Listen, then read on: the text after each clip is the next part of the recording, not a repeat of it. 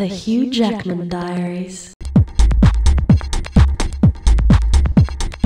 Found myself in some kind of small aircraft with Hugo weaving. When we touched down, I got out and saw that it was a helicopter.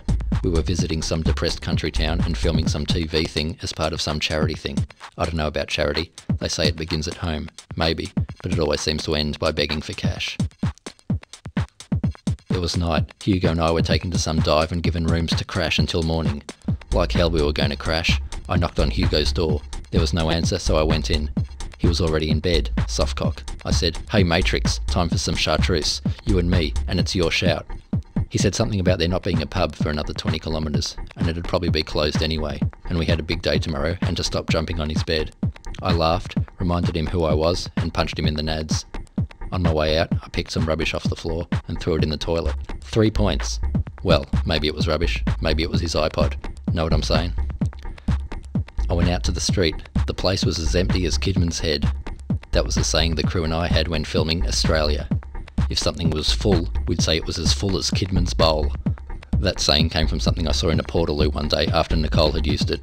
I won't go into detail, but let's just say the flushing mechanism in those portaloos wasn't too flash, and I never knew you could pass whole walnuts undigested.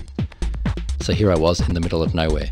In show business you meet all sorts. Some actors are so delusional they believe they really are their characters.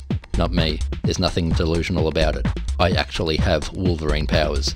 I used my senses to detect which direction the nearest pub was in, and ran into the darkness. I kept running, and running. I saw a light in the distance. It turned out to be some hick farmhouse. I tapped on the window. There was some hick child lying in a bed. I said, "Psst, hey kid, it's me, Wolverine. Do a superhero a favour and get us a bottle of chartreuse from Daddy's cabinet." She started screaming. I fled. Once again, I became one with the darkness.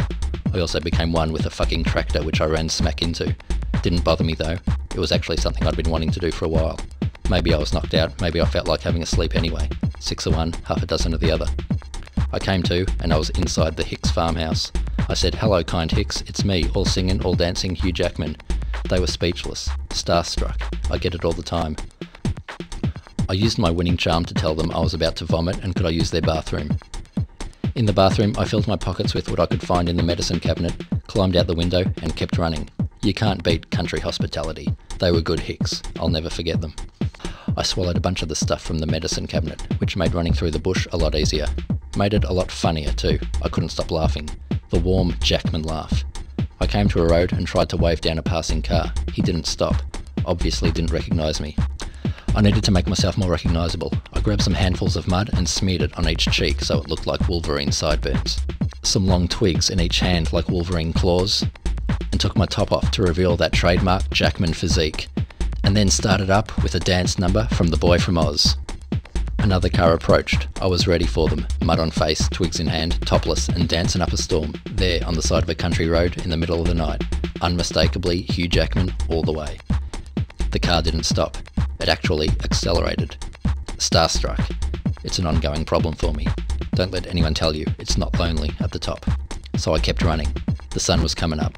I had some more medicine, laughed my ass off at some wombat or emu or something that I saw, and kept running. I came to a town. I heard noises coming from a building, so I ran in to see if they had a drink. It was a church and the place was packed. I ran to the front, pushed the priest aside, and greeted the congregation with "Hello Townsville." I knew it wasn't Townsville, but I doubt any of them would have noticed. I treated them to my opening number from the Academy Awards. They were speechless, but rule number 1 is to always leave them wanting more. I kissed the cheek of a woman in the front row, showbiz style, then copped a feel, grabbed a bottle of wine and ran out, laughing the whole time. That medicine was good. I found a kick-ass awesome doorway, which was perfect for polishing off the wine and medicine. I woke up 3 days later, back on the helicopter. Hugo wasn't too chatty. The country trip was over. Those country people really touched my heart. I'll never forget them. And they'll never forget me. Hugh Jackman.